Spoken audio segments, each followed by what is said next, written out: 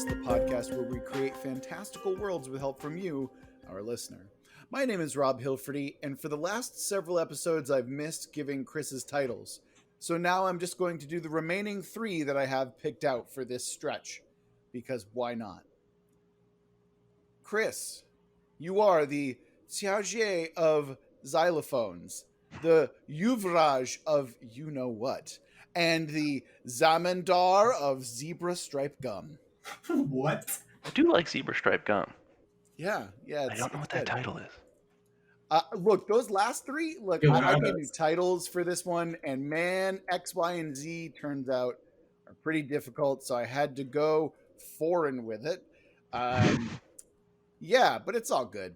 And gentlemen, I did want to mark that this is our 52nd episode, which means that this is officially 1 whole year of Worldbuild with us. Wow. We're so old now. And now I it's know. time for the new 52. Mm-hmm. Yeah, it's out with the old, in with the new, which is the same as the old. So, don't throw us in the garbage quite yet. I think we didn't have a celebration because, the world is literally on fire. Yeah. No, yeah, just Amazon. Yeah, about that. Actually, aren't both Amazons on fire right now? Oh, they're always on fire. It never stopped being on fire. No, I meant the warehouse now, too. Oh, maybe, yeah. But that's not going to stop anything. That's just, yeah. Anyway, I just want to say how happy I am that we made it to 1 whole year of podcasting and how exciting that is. Because, man, that's exciting, I'm just very excited about the regular emails we get from people because... Yeah, keep those emails coming. Those are really fun and help us stay motivated when we create cool mecha settings like the one we're going to continue on exploring today. Oh, obviously, our second continuing special guest is Daniel Quinn. Daniel, glad to have you back. When your continuing special guest eventually runs out, we're just going to have to never have you back on the show again, I guess. Not after last episode's Pacific Rim debacle. I'm always here to bitch and complain as much as anyone wants. That is actually really accurate. I love it. It gives me strength. Yeah. Oh, we're aware. You're a man who lives off of pettiness and cocaine, and that's about it. And fine grain alcohol. So you're a mix of those 3 things. Yeah, especially this week. Yeah. Yes. On this week's episode, like I said, we are continuing our mecha setting, which you may have seen as the Land of Thousand Mechs, because we're creatively bankrupt, and why not? On this episode specifically, we're going to be exploring the factions, events, and conflicts within our newly created setting where interstellar travel and relics are all cool and everything like that. So who wants to start us off and where? In a lot of fiction, I always like when there is something that separates a lot of people, especially in space fiction. In 40K, there was the Eye of Terror. In Bebop, there was the Gate Incident. In a lot of it, it's always the collapse of society, or the separation of how close people can live, like a wormhole stops working. What I wanted was whatever unit of space travel that we were going to do, there was an incident where it just stopped working for a period of, I want to say, 200 years. And this is what caused a lot of different cultures to pop up throughout the, let's say, sector. So you can have one instance over here that's been culturally divergent for 200 years, and they've kind of sprouted their own beliefs, their own culture. And I was thinking of calling it the Gate event, but that was also going back to the bankrupt of naming ideas. I like that idea of having separation because of some kind of travel issue. And the concept that I had, which I'll talk about later, was almost like a correction to that. So it's an event too, but I can get into that once we kind of see the effects of space travel being hampered. I do. I want to say, Chris, that is a really cool idea. Like, I love the idea of divergent cultures as a result of, the inability to travel. I think that's really an interesting way to kind of explore how things can change. And I would imagine that, when you're separated from the main arm of an intergalactic empire, that yeah, you're going to be like, oh well, we're missing a lot of the benefits of our government, which is kind of a problem. So there's, I imagine, a pretty big struggle or strife to that when that separation begins in a lot of cases. I mean, we established too that a lot of their conflict stems from the fact that they're colonists or trying to colonize space. So, with this being a difficulty and separation from like the home world, you start to develop separate cultures too, which is what gets interesting. Yeah, absolutely.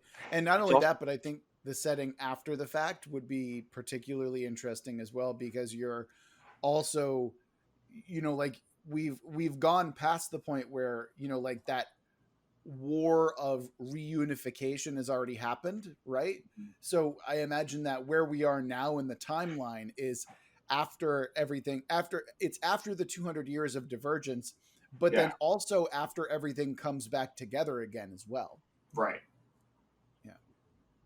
yeah, probably some compromise is made where just like, all right, yeah, we understand you guys do this. No one else really does, but just pay your tithe and we're fine. I mean, that's a weirdly religious way to say that, but yeah, okay.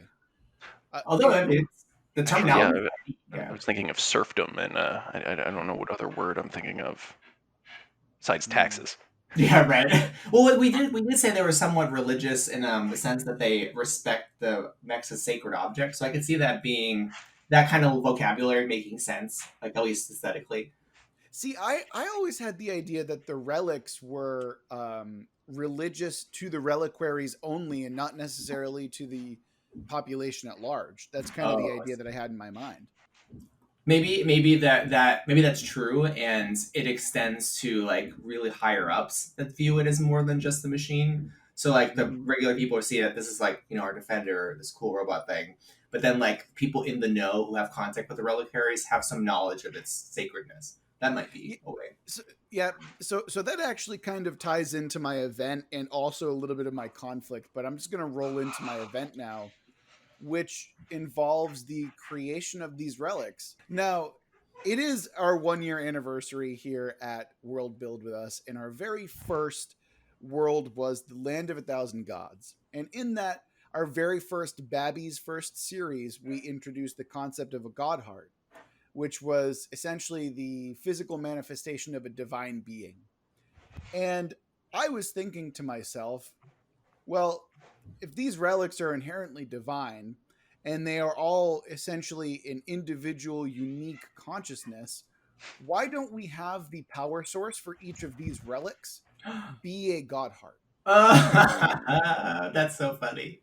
Yeah. Full Uh, That's circle. cool. because it's, I love the idea because it explains the religiosity, Mhm. it explains the absolute uniqueness to each relic. It also explains why they're incredibly powerful. And if you'll recall, we had it so in our apocalypse episode for that series, all of the god hearts essentially go dormant as the universes collapse into a singular universe. So I thought that why not have this mecha setting just be the Land of a Thousand Gods, but in the 40K distant future. That is And so cool. yeah, I was very excited for this idea. And I'm so happy that you went first with events, Chris, because it allows me to throw that in there now and get it out of the way. And man, how fucking cool is it going to be to come up with relics that are specific to some of the old gods that we created and how they differ and everything like that. Also, the other thing that I kind of wanted to play on a little bit is the idea of losing and gaining humanity through piloting these relics. And I think that's thematically appropriate. If you're going to be a human, those gods, those god hearts are basically trying to drain whatever faith that you have in you, and so it might take away some of your humanity, quote unquote. And meanwhile, because the synthetic beings don't have humanity, quote unquote, to speak of, they're actually hearing the echoes of the faiths, or the worship of these gods. And so the gods are literally imprinting onto these synthetic creatures, trying to forcefully turn them into a living god heart. Mm-hmm. And what's really neat about that is it shows how you can have like flavors of the same kind of base setting. So like the same concepts can then be reused in the sci-fi version of a fantasy setting. Like how do you convert a fantasy setting? Well, this is an example, by working with one concept. And it also makes me think of Deep Space Nine and how you can merge, kind of hard science fiction with religious concepts that are definitely like, soft magic, and it can still work. Oh, absolutely. And I just loved the idea because I wanted to be able to go back and be like, hey, thousands and thousands of years in the future, Mhm. like the world is demonstrably different and they've basically forgotten about the gods. Right.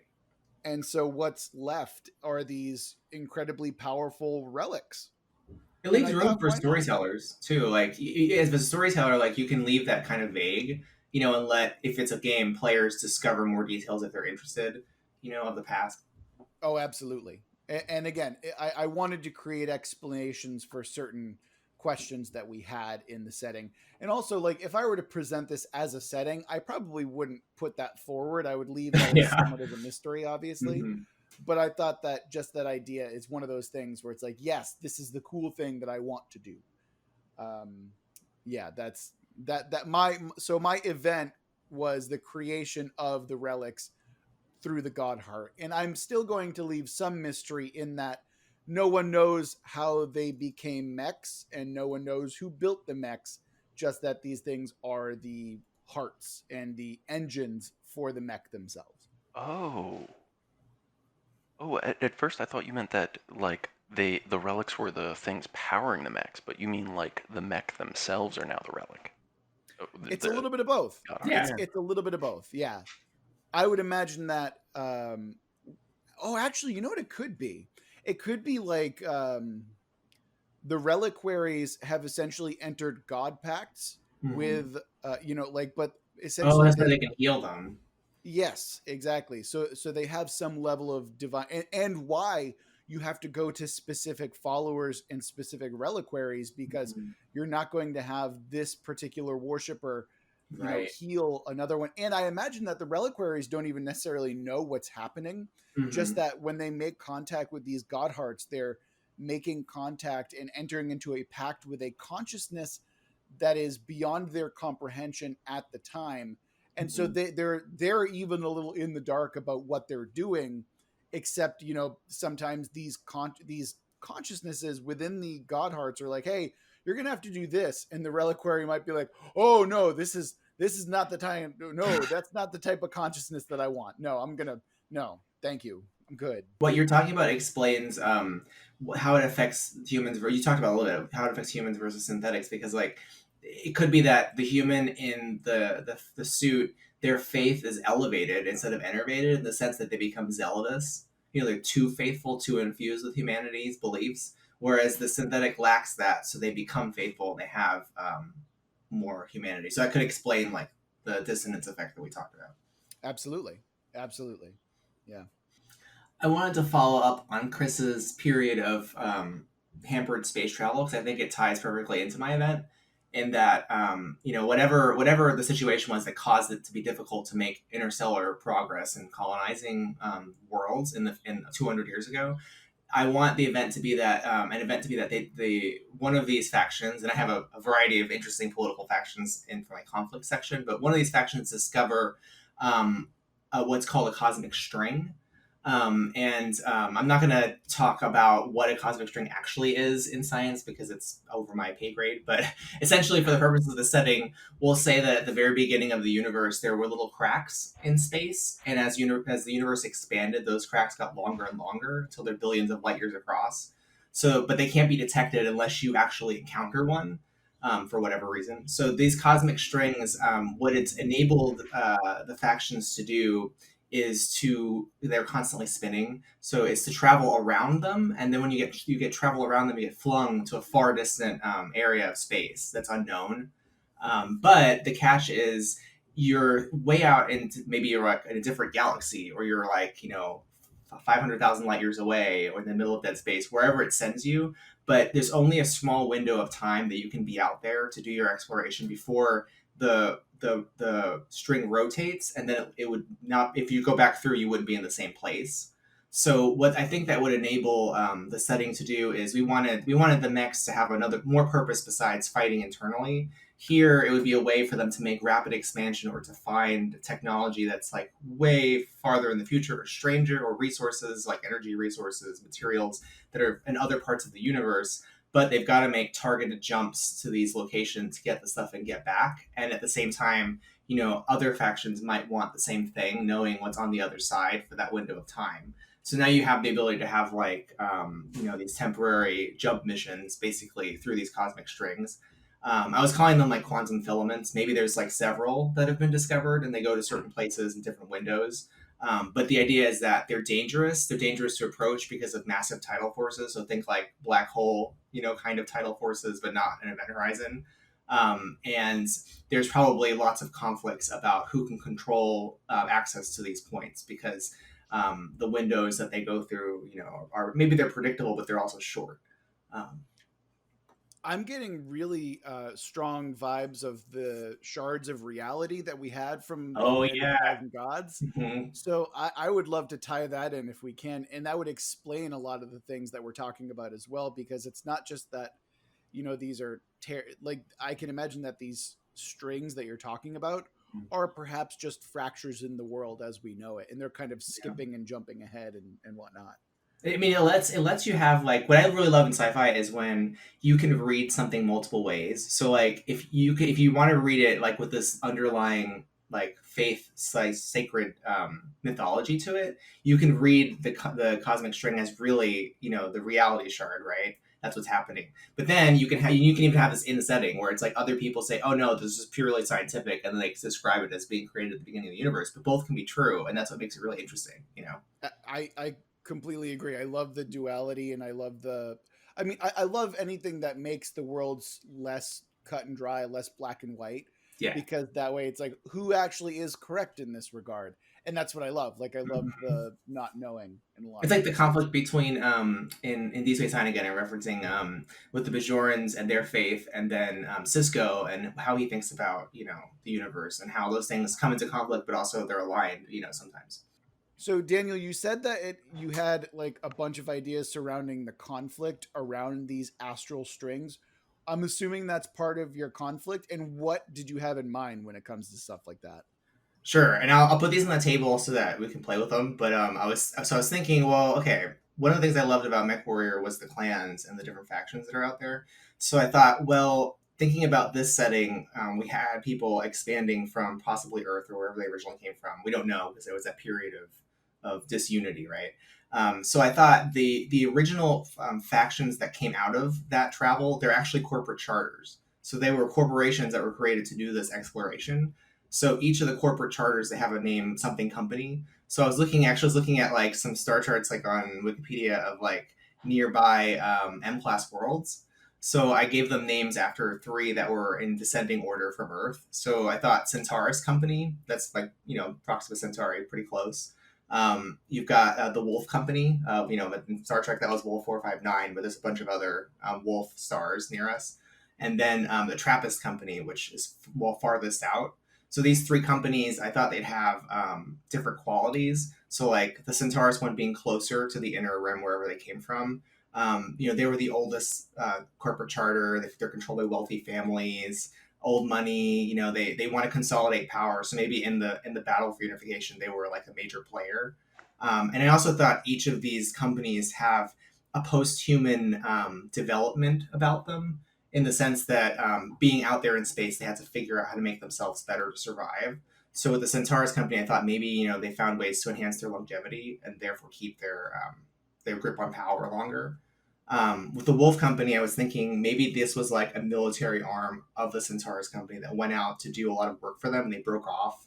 and now they've become this. They're the kind of the fractious, honor-bound gunslinger types. They don't have a single leader, and maybe their like post-human ability is they're like super into psychoactive drugs and like mind-enhancing abilities, so like heightened awareness and focus and things like that.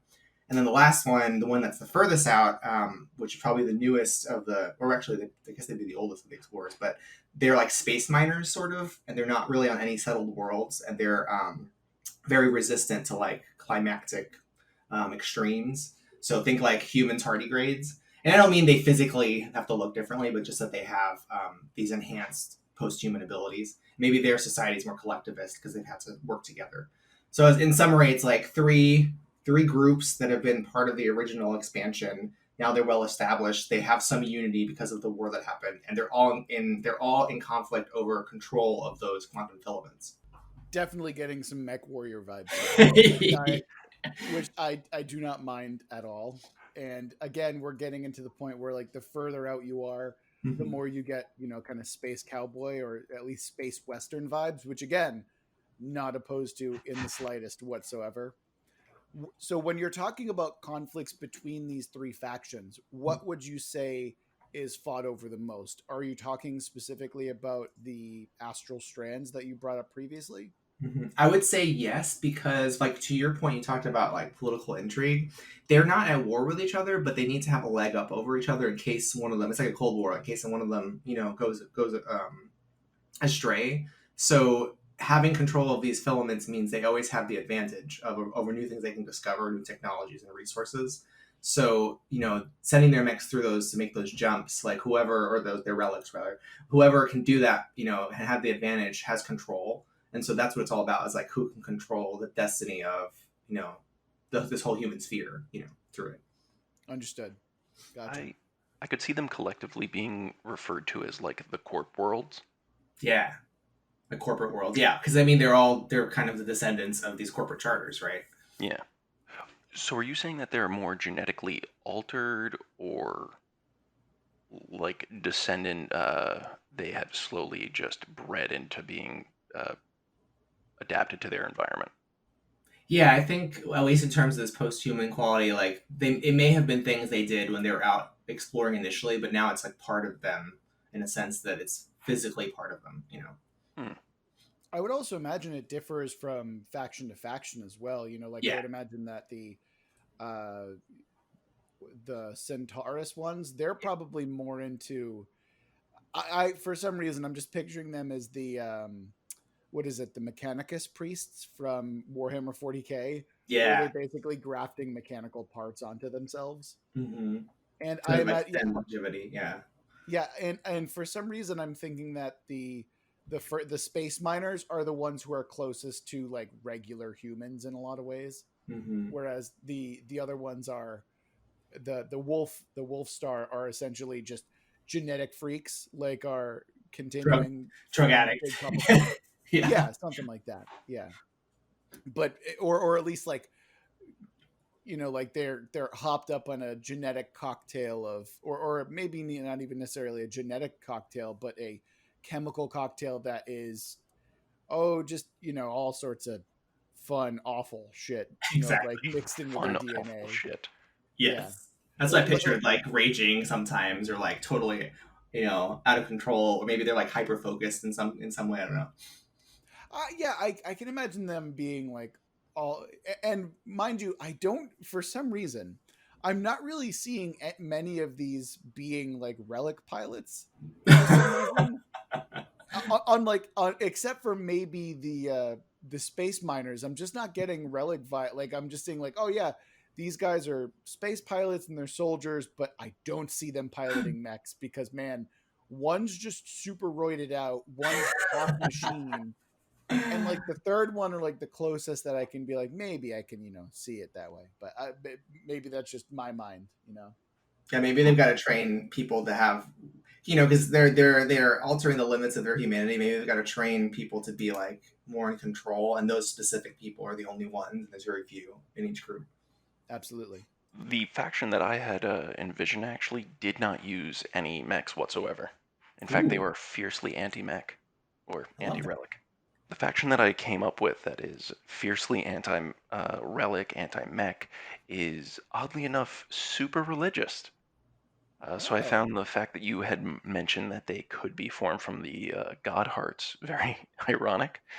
Um, they feel like the machines, at least to this advanced point, are completely evil, wrong. I had not thought of a better term than calling them Luddites.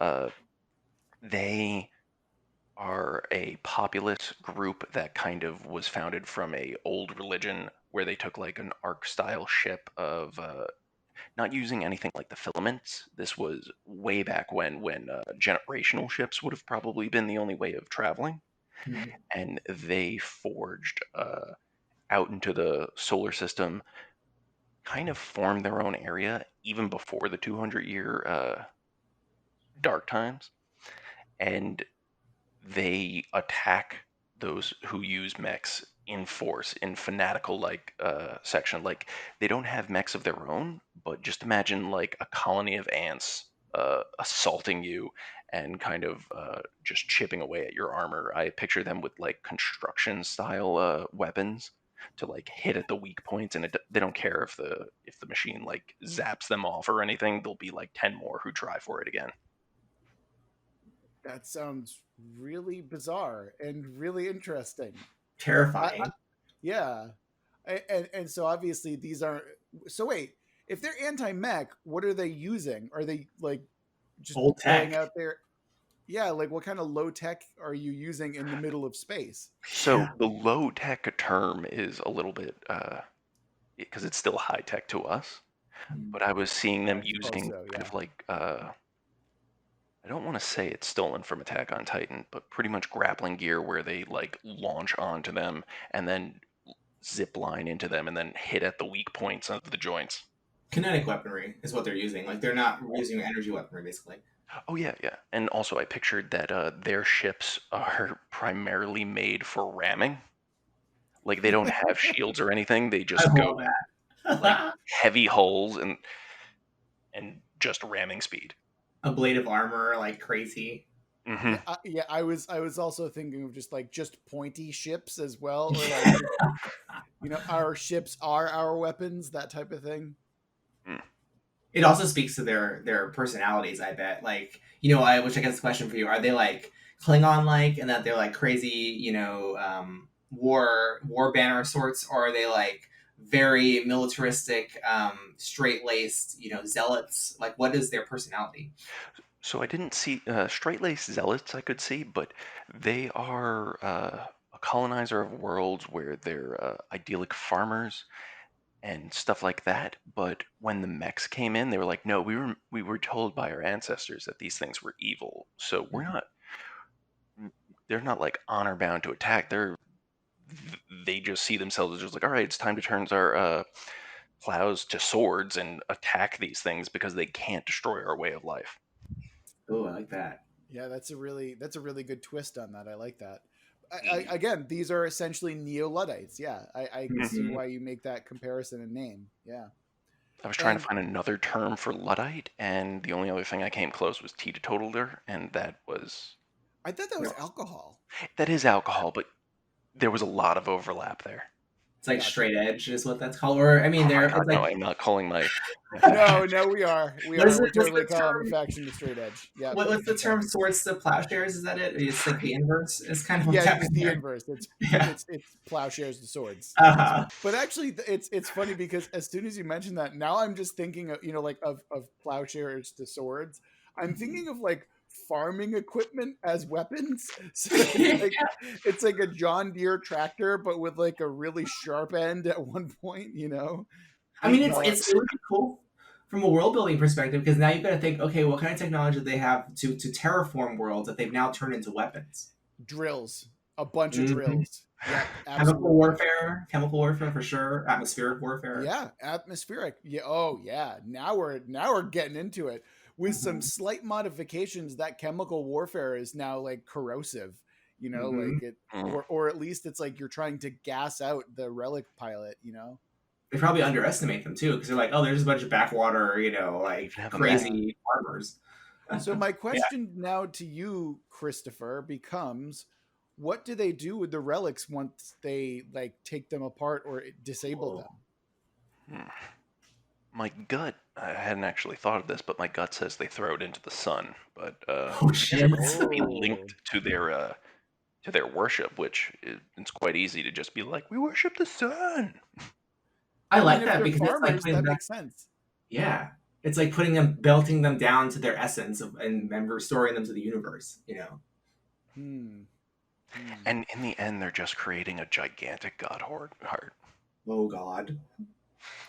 Yeah, can they continually throw it into the same sun? Oh It yeah, can't. the It's not sun just. of whatever their system is. Yeah. So like it's not only just a matter of okay, they go out to other systems, they kidnap and destroy and disable relics, and then they have to drag the relic all the way back to their system.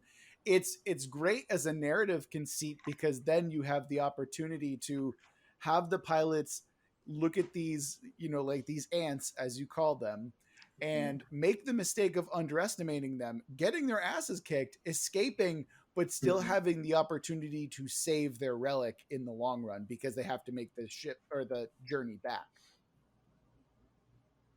They could even have a very dark purpose in the end because I can imagine adding unknown magical, semi magical materials to your star will could eventually cause it to go supernova. Or develop into another apotheosis. Oh yeah, Ooh. like then And moves unto itself. and then maybe time is cyclical and we're watching the creation of the original god blob, aka the apotheosis, Oh as these man, people continue to throw god heart after god heart into a sun. that's wonderful. Yeah, and I'm imagining it's like the forge of something is what they call their son or something like that. But The that's maybe crucible. that's just me. The crucible. There you go. That's Soulforge. perfect. Yeah, the Yeah. crucible works for sure. Oh my And god. What have you what? done, Chris? Yeah, you No, the created the Crucible. villain again. Great job. No, they were the Uh, good guys. everyone's a They hero just in want to their go own back mind, to their right? farming. Plowshare fact. Plowshare company. That's what they are. Oh, okay, that's fun. That's fun. Well, it's funny that you mention the kind of religious conflict that they had because I had something similar in mind for my own conflict, and the conflict that I had was the relics versus the law.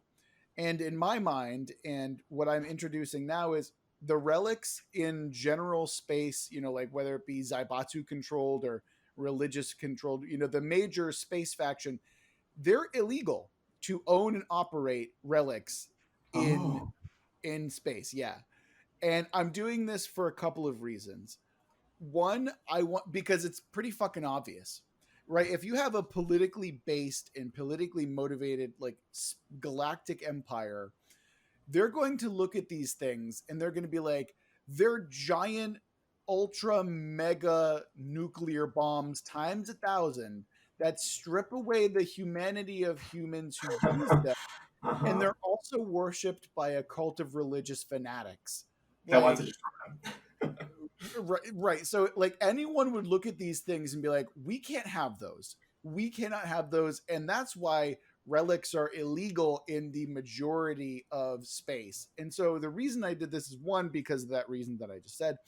And second, you now have outlaw relic pilots, which means that you can't just be flying a relic out in the open. You now have to hide it. You have to like put it in a space trawler. And Daniel brought up this idea of like like space miners and the outskirts of this kind of galactic empire. And I'm like, oh, we can just go with a straight up cowboy theme now, right? Like and I also like the idea that by having them be illegal, there's just a little bit more danger and being part of the crew.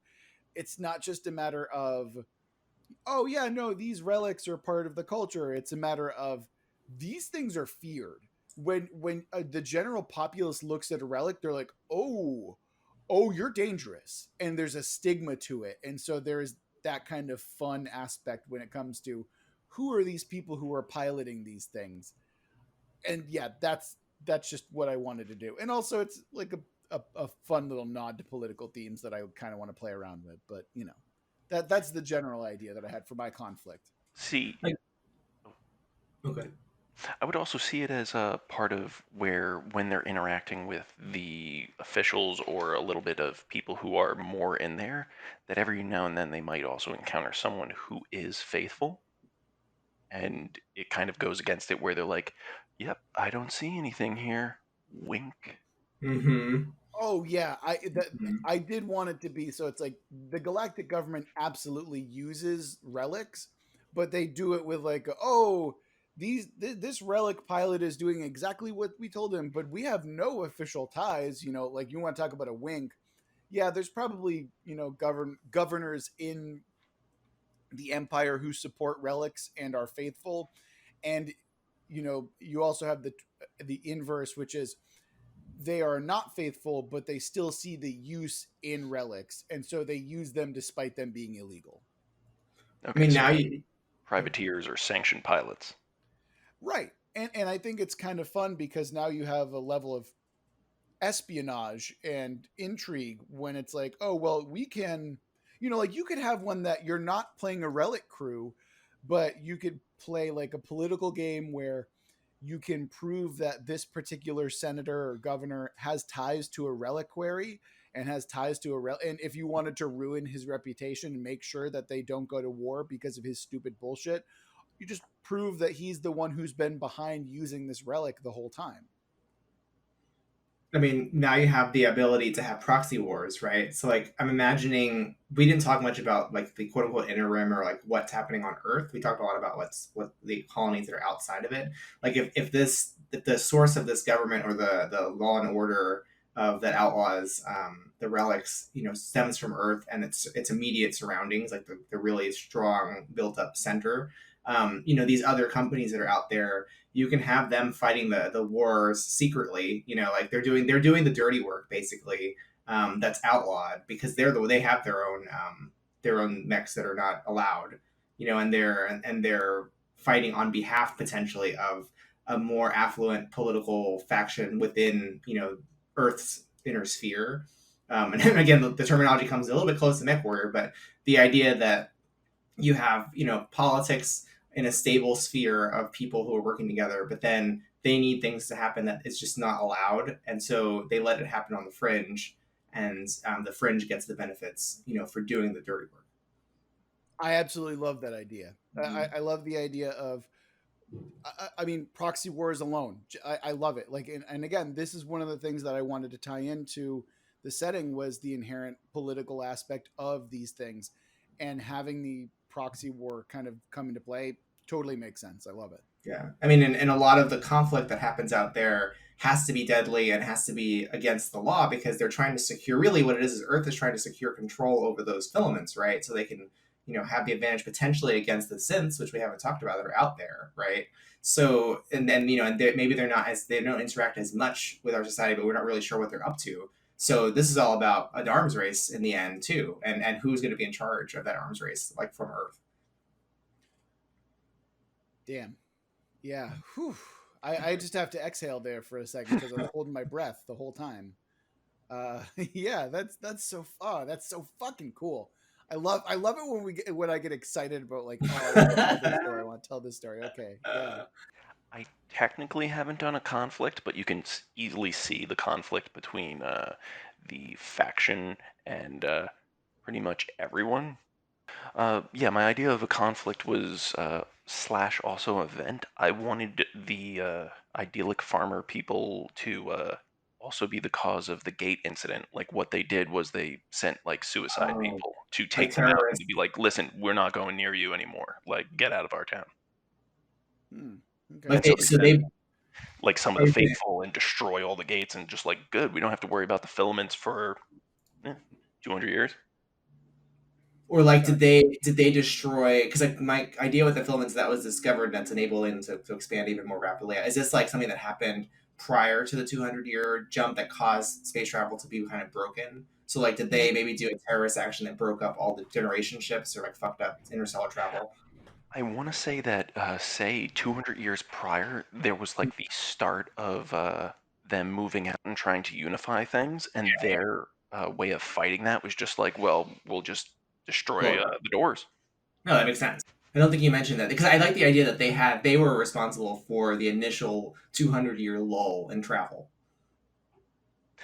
It also sets them up that even though, like, personally I can sympathize with them, it understands that, like, backwaters and things that didn't have access to medicine and machinery for the last 200 years, your grandfather died, your great grandfather died from these things, Yeah, or the whole reason that your world is kind of shit and you don't have, I don't know, proper running water sometimes is and you because can't be of these blamed people. for it because you didn't personally do it. It's your grandfather did it. Yeah. What's really interesting about that, by the way, is that my faction ties directly, or not directly, but very, like, my faction is very close to what you're talking about here. I basically wanted to introduce a far right extremist group to Earth. Ones, you kind of have your extremist group out in the outer rims, trying, who have been separated from Earth and the main, kind of empire aspect. I wanted it to be the opposite, where as yours is essentially a faction that is an enemy attacking inward, I wanted mine to be a corruption that was an enemy, you know, that is at the planet's core, essentially, because I think that that kind of theme is what I wanted to explore a little bit as well. And I think that going back to one of my previous influences was there is a was the Legend of the Galactic Heroes has a great faction which are basically a far right extremist group, and I wanted to talk about that and have that explored in, you know, the Earth. Why would Earth have an extremist group? What would they look like? And basically, instead of like far right nationalists, I had this idea of just far right planetists. Like there's not nationalism, it's planetism.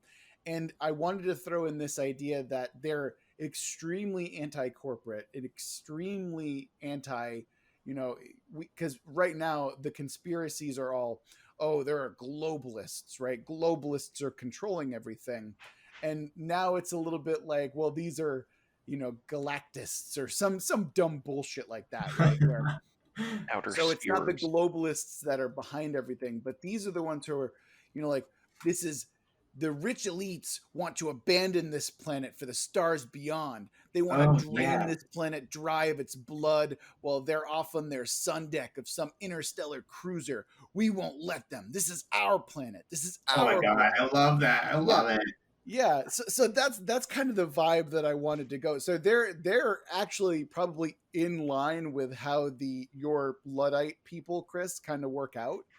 And but just like from they both want the same thing, but they would also hate each other's guts if they were They to ever work with meet each each other other. secretly. Yeah, like I bet they Yeah. that's their proxy war. Like they're using the Luddites out in the Plowshares company to achieve their ends secretly from within the earth.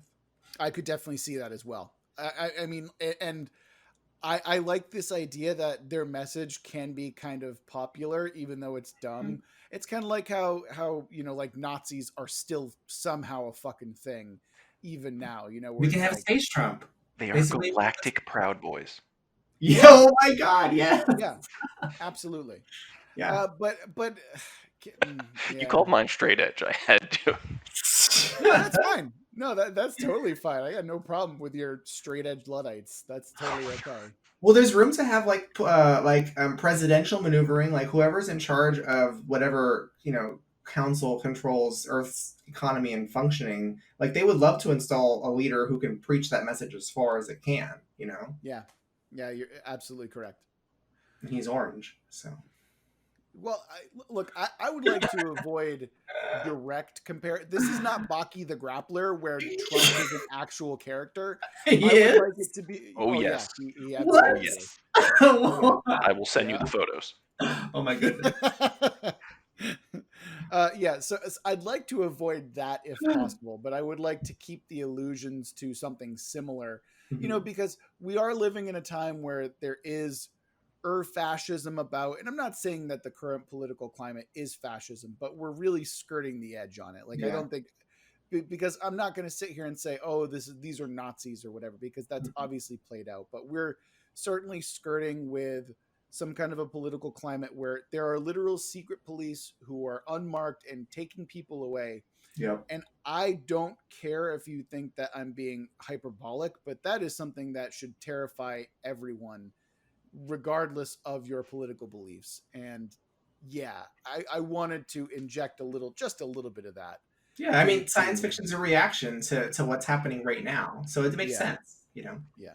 I mean, and not only that, that I love creating bad guys, and I Yes. love creating factions that are like, oh wow, these are jackbooted thugs who are committing arson. Like, Mhm. that's the type of shit that I want to get into, and this is an easy scapegoat. And of course, what you have the double twist where you have, oh, these are the arsonists, and guess what, people, or like, these are domestic terrorists, and they blew up a building, and because of that bombing, that person became really popular and won a seat in the governor or the Yep. Senate or whatever. And then it turns out that that senator was working with them the entire time. There's Yes. always fun I stuff love that that you can so throw with much. that. Mhm. Absolutely. Yeah. And you want to talk about so far left that you turn right. I mean, Mhm. you can have that as well. Yeah. That's what I wanted to invoke with my faction. That'll be Well, fun for when we talk about three stories. lefts do make a right. Yeah. So Daniel, what was your faction? So my last one in my faction, we didn't talk much about the synthetics, so I wanted to give them something to do. I had the concept of what I'm calling the Mondo Corporation, and this corporation, it on the to the outsider, it seems like a really elaborate travel company. Like it has the veneer, this marketing veneer that makes it seem friendly and about entertainment, galactic entertainment, and traveling to new and exciting vistas, and get on the space cruise liner, jump through the quantum filament, and explore this ocean world, like weird stuff like that. So they have this commercial veneer, but they're actually secretly, whether secretly or publicly, controlled by the synthetics themselves, like their corporate board. And what they are actually doing is they have been mapping the quantum filaments because they've been out in space much longer than the rest of humanity, and so they have some secret agenda underway. And a lot of the factions have to align with them, whether it's the ones that are fighting the proxy wars, so the companies we established that are out there, on the edge, or it's the government near Earth in the inner rim. They all have to interface with this corporation because it has the most knowledge about the cartography of these quantum filaments. It also possesses lots of advanced technology that it keeps close to the chest, but that it's willing to barter away for information it needs. But the question is, like, what are they really up to? What is the Mono Corporation's connection to the synthetics, and how much can we trust them, if at all? Because we know that their board is full of these synthetics, who maybe the synthetics, they've developed abilities to appear like regular people, and so they can infiltrate easily, and that makes them even more sinister. And maybe that's a myth, but no one knows. And so it's this faction that has a smiley face on the exterior, but on the inside, it's really dark and questionable. I love that, because now I'm getting, we talked about Blade Runner last episode, and I'm still getting Blade Runner vibes, except now those people are, or those synthetic are essentially in power in a lot of ways. Yeah. And I love that. That's a really, and it's also just a smart idea, because obviously it's the synthetics who are going to have that knowledge, and they're going to have, because they were the first ones out in those Right. outer worlds, right? Of course, Exactly. that makes perfect sense. Yeah. So they discovered the filaments a long time ago. It's just a question of, like, why are they keeping so quiet? What are they really up to? Because no one's been to the synthetic homeworld. No one knows what goes on in their territory. Well, I do want to push back on that a little bit, because Earth is the synthetic homeworld. Maybe Oh it's well, not the yeah. one I that. mean their current area of space that they control, like way Well, out there. it could Gotcha. also just So be a Mondo rumor. world. It could Mondo be a world. rumor that somewhere out there that there is a world where it's nothing but synthetics, but Yeah, that's what I it's mean. just a rumor. Yeah, yeah, Yeah, I would imagine that that was probably something that happened during the 200 years of Mhm. separation. And also, I now you're getting my brain all sorts of percolating, Yeah. because I'm now thinking that the synthetics were traveling using the strands during that Mhm. time. They just weren't letting people know. Like Yeah. maybe they Yeah. were expanding or exploring or Mhm. exploiting, some of those 3X's in there, uh the universal star map as a result. Maybe they were the only ones during that time who were able to travel, and so now when they reunite everyone, they're Mhm. extremely powerful, and it's a matter of, hey, we have all the chips They here, may have been pulling the strings originally. Yeah, yes, we don't yeah, know. And I mean, we talked about potentially there might be synthetics in human crews, like ones who are not part of the larger society. But like even those people probably keep things close to the chest. So I'm thinking kind of a Romulan mentality, like where they're hmm, always seeing themselves as sort of outsiders, even when they're on your side. absolutely, yeah. Damn, that's cool. That's really cool. I love that. I love the idea that, and maybe these guys are like the bargainers, when it comes Mhm. to a lot of this stuff. Because I'm thinking that when we talk about the reunification of the planets and of the galaxy, right? Yeah. I'm thinking that humans came to this with, or maybe the previous kind of galactic federation, or whatever the fuck we're calling it, they came to it and were like, hey, we're going to go out and we're going to reconquer everything. And then when That they didn't start to go work. out, the Yeah. Mondo Corporation is like, look, we're going to come back, and we're going to come back peacefully. Here Hmm. are our terms. And Yeah. then the Federation realizes just how outclassed they are. And Yes. then so they kind of are forced to settle in like a, Make a not, treaty. You know. Oh, but yeah, it doesn't have to be yeah, public. They could be like, listen, we could embarrass you, or we can yes. use the fact that people think you're in control. Yes, Exactly. absolutely. And Exactly. like, but it's, oh, we're fighting for unity, and Hmm. in reality, it's like, look, you have no idea how fucked you are right now. Just let That's us, that's why like, they have that veneer of like friendliness and commercial like entertainment, because yeah. it brings fake unity. It's like the corporate it's a corporate lie basically. I do want to stay away from, like, mom's robot factory, but Oh I no, do, no. I'm thinking I like do like, Energizing the universe. yeah, like a fancy like a travel company that seems luxury and like very like high class branding. That's what I mhm, see. Like, like like Apple. yeah, like Apple or like like any of those luxe brands where the colors are basically black, white, and like a hinge of gold. That's basically their corporation. Yeah. Or yeah, absolutely. Okay. Yeah, I'm totally down with that. Yeah, they All are. right.